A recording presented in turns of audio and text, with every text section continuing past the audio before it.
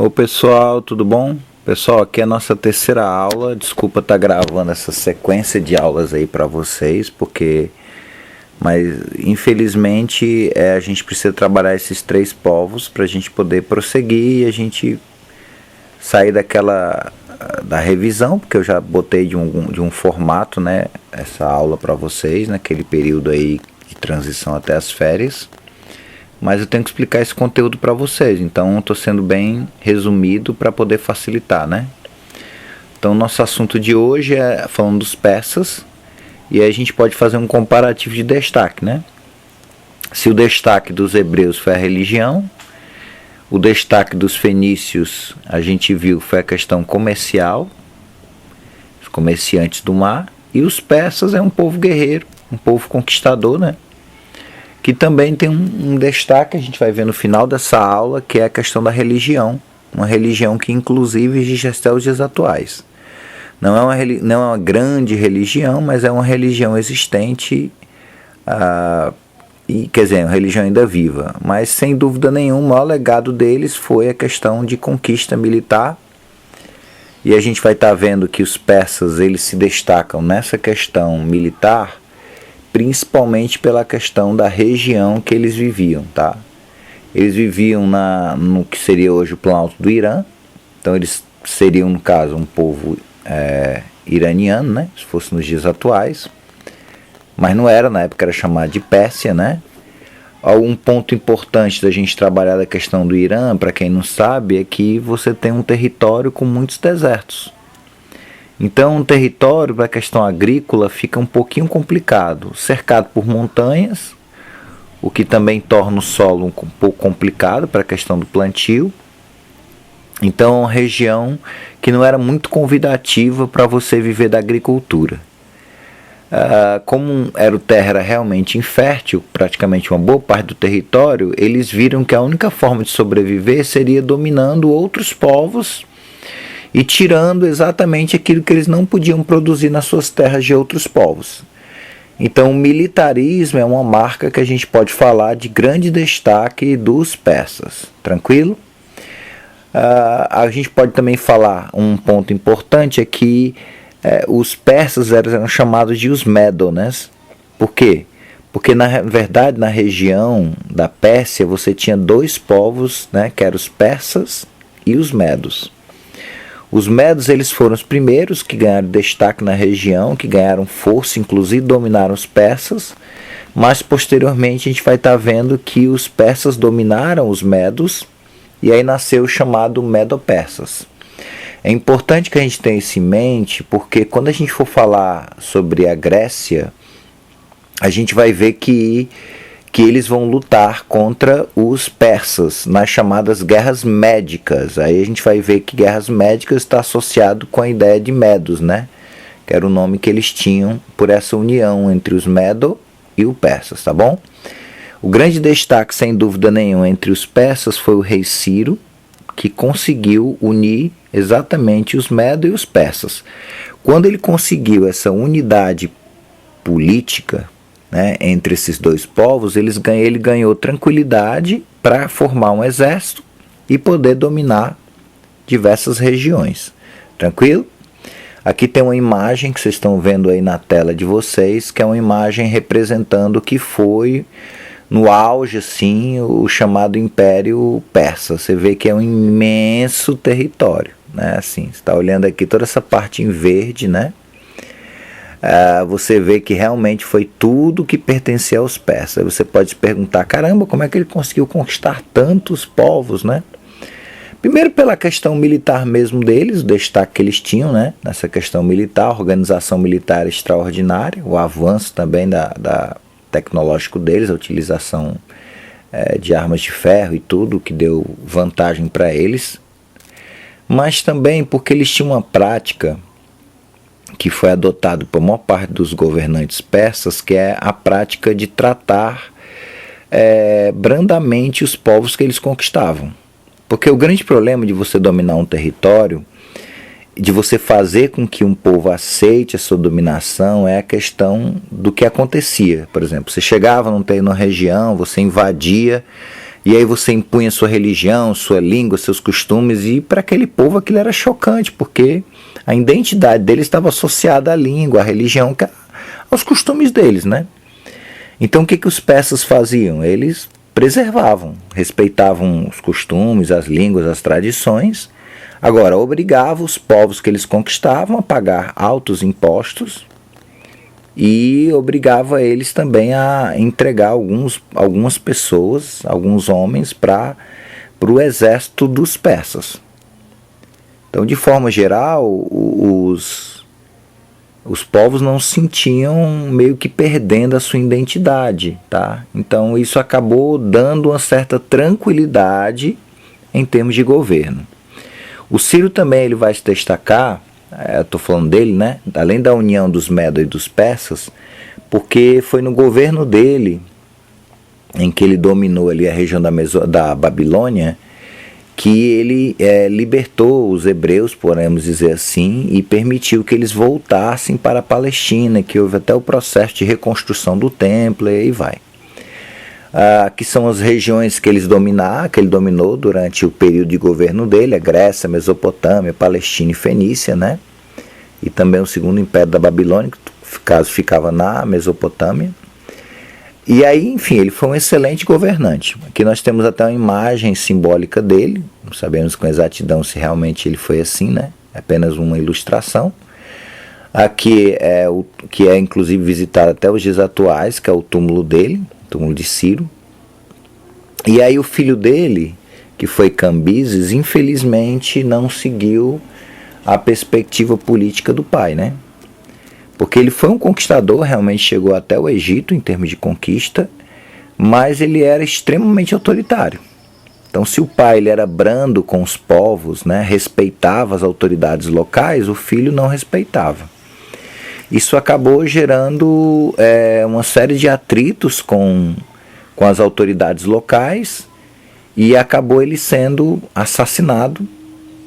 E exatamente Dário, que não era filho dele, mas tinha um parentesco distante com ele, acabou assumindo o governo. E quando ele assumiu, já tínhamos um império imenso. Então o grande problema era exatamente como você cuidar, como você administrar um território tão grande como esse, né? Então Dário ele aparece exatamente como um excelente administrador. Ele pega, divide as regiões em 20, que eram chamadas de satrápias, e escolhiam pessoas para governar cada região, né? Geralmente essa pessoa escolhida por ele era chamado satrapa, né? Então ele ia e esses administradores ficariam responsáveis para resolver os problemas locais e principalmente para focar na questão dos impostos. Claro que Dário não confiava plenamente nesses satrapas, nesses governadores. Então eles mandavam pessoas para ficar fiscalizando, e eles eram quase como espiões, né? Em que eles fiscalizavam o governo desses monarcas para evitar exatamente o abuso do poder. Outro destaque dele foi o seguinte: bom, tem um imenso império dividido em 20 pedacinhos chamados de satrápias. Coloquei pessoas para governar de confiança e também pessoas para fiscalizar as pessoas, mas tinha um problema da questão da comunicação num império tão grande como esse. E aí foi o que ele fez, ele investiu em estradas, né? Praticamente durante o governo dele você tinha mais de 2.600 quilômetros de estradas ligando as principais cidades do império. Isso possibilitava para ele era fantástico, porque, por exemplo, se houvesse uma revolta numa região, então poderia mandar rapidamente o exército para determinada região e acabar rapidamente com essa rebelião, tá? Isso dava uma estabilidade política sem dúvida nenhuma para ele, né? Também fez um sistema muito eficiente de correio, que percorria esses quilômetros todos em apenas 8 dias. Aí você pode perguntar: meu Deus, como é que eles conseguiam ser tão rápidos? Aí você vê a imagem seguinte, que eu vou mostrar aqui, que é exatamente isso. Normalmente você tinha o hábito de... você entregava a mensagem, aquela mensagem ia para um mensageiro, o mensageiro ia em determinado ponto, tinha uma pessoa ali esperando. Aí enquanto esse estava descansando, esse aqui estava indo adiante. Aí chegava em determinado ponto, entregava para outro, descansava e assim vai. Esse sistema era tão eficiente, tão interessante, que praticamente durante 24 horas por dia funcionava. Tanto que você conseguia percorrer toda a distância do Império em apenas 8 dias. Então é algo fantástico, né? É um sistema de correio extremamente eficiente. Também para facilitar a questão comercial, né, entre as regiões, então ele criou um padrão monetário. Claro que cada povo manteve a sua moeda, mas ele criou um padrão que seria aceito em todo o Império, que deu uma organização econômica extraordinária, né? E também ele fez uma coisa do que o próprio Dário já começou, né? Respeitando os costumes, a religião de cada um dos povos, respectivamente. E durante o governo dele, acho que foi um dos grandes equívocos, foi quando ele quis dominar a região da Grécia, que na verdade é Eládia, né, o nome da região, e ele acabou entrando numa guerra em que foi derrotado. O filho dele, que foi Xerxes, né? Aqui tem uma imagem, ó, voltando aqui, que é a imagem dessa moeda que eu falei para vocês, que é o dárico, né? Essa moeda padrão de unidade, né, do Império. Que o Xerxes foi o filho dele, também ficou com a cisma, né, de tentar invadir a Grécia, e realmente invadiu, mas foi derrotado de novo pelos gregos, que se uniram. A gente vai falar sobre essas guerras médicas quando a gente falar sobre a Grécia, tá bom? Ele é mais conhecido, pessoal, não pelas conquistas, mas ele é mais conhecido mesmo pelas grandes construções de palácios e monumentos durante o governo dele. Ele foi assassinado, né, e foi sucedido pelo Artaxerxes I. Beleza? Tranquilo? Aqui é uma imagem de uma moeda que foi encontrada, né, pelos arqueólogos, que mostrariam que poderia ter sido esse Xerxes. Tranquilo? Aqui são construções que eu falei para vocês, grandes construções durante o governo dele. Beleza? Que nós temos hoje as ruínas, né? E a gente termina a aula, pessoal, falando sobre um outro destaque deles, que foi a questão da religião. Essa religião, como eu disse no início da aula, ela existe até os dias atuais, é o chamado zoroastrismo. Por que o nome zoroastrismo? Porque quem inicia a religião, o profeta iniciador da religião, foi o Zoroastra, tá? Daí o nome zoroastrismo, né? Só para a gente entender.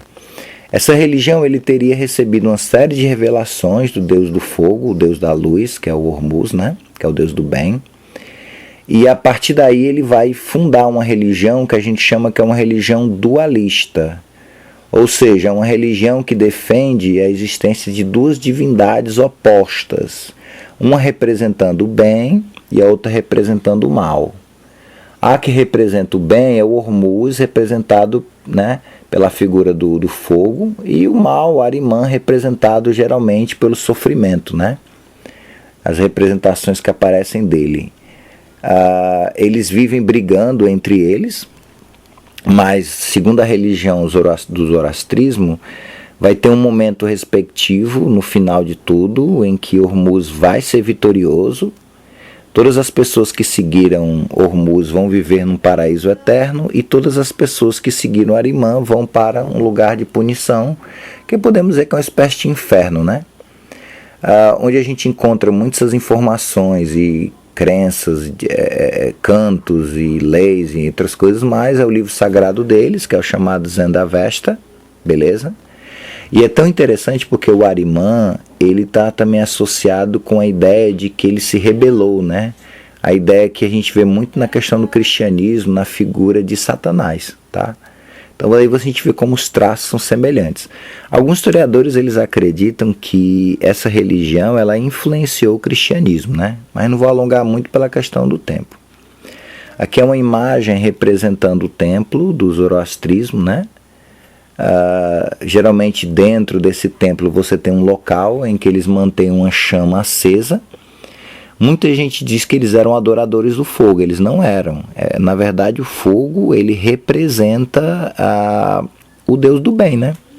Então eles mantêm simbolicamente uma chama acesa. Quando eles vão fazer as orações deles e os cultos e tal deles, eles fazem a partir dessa chama, que representa o Deus que eles estão adorando. Outro ponto importante é que eles acreditam na ideia, como eu disse para vocês, de um paraíso e também da ideia de um inferno. Também eles acreditam que um dia vai vir alguém enviado pelo Deus Hormuz para poder trazer a salvação, né? Que é o chamado Messias, que eles acreditavam. Daí tu vê toda essa semelhança com o cristianismo, né? Por isso que eles dizem que o cristianismo foi muito influenciado por essa religião, né? É o que é dito. Outro ponto também importante é que eles tinham o hábito de cultuar, fazer os cultos deles em montanhas. E também uma coisa bem curiosa que tem na imagem seguinte, que é a chamada Torre do Silêncio, né? Eles tinham o hábito de não enterrar a pessoa, né? Porque o corpo da pessoa era considerado impuro. Então eles tinham o hábito de colocar geralmente as crianças, normalmente as pessoas, normalmente em locais, construções, essas torres aí que vocês estão vendo, e normalmente essas torres deixavam os cadáveres aí, e normalmente eles deixavam que comessem, e os ossos, inclusive a gente até vê essas imagens de torres aí que sobraram até para nós, e você vê esses ossos aí de pessoas, né? Então eles tinham esse hábito aí que para nós é um tanto estranho, mas que para eles tem um significado, né? Então se eu não posso enterrar a pessoa, né?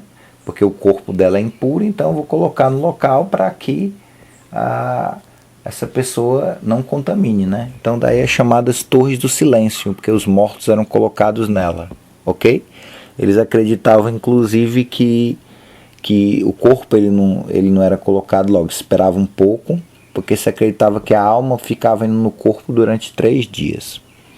Se acredita depois que a pessoa morre, que ela vai chegar diante de como se fosse uma ponte, e nessa ponte, diante dela, eles acreditam que vai aparecer como se as tuas obras se materializassem na tua frente, né? Se surgisse uma mulher muito bonita, significava dizer que você fez coisas boas e você podia passar pela ponte e ir para o paraíso. Ou se você fez coisas ruins, então vai aparecer uma mulher terrível, e aí vai possivelmente abrir-se o chão e você iria para o inferno, né? Então daí a gente percebe a semelhança muito grande com a questão do cristianismo, tá bom?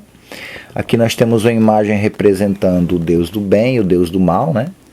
Aqui a gente tem a figura do Hormuz e aqui nós temos a figura do Arimã, e aqui mostra exatamente essa luta constante entre o bem e o mal. Tranquilo? Com isso a gente termina essa aula. Eu agradeço a vocês aí novamente. Desculpa porque a gente está treinando aqui, né? Então não vai ser perfeita essa aula não. Um grande abraço.